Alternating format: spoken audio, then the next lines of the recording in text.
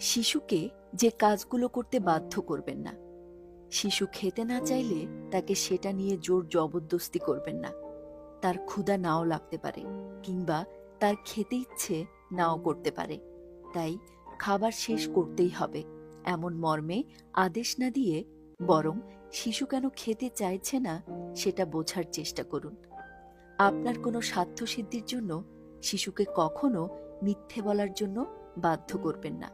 মনে রাখবেন, এতে শিশুকে প্রতারণা করা শেখাচ্ছেন আপনি। অপরিচিত কেউ বা শিশু পছন্দ করে না এমন কারোর সঙ্গে শিশুকে সময় কাটানোর জন্য বা গল্প করার জন্য জোর করবেন না। তার পছন্দ অপছন্দের গুরুত্ব দিন। শিশু কোনো ভুল না করলে তাকে দুঃখ প্রকাশ করতে বাধ্য করবেন না।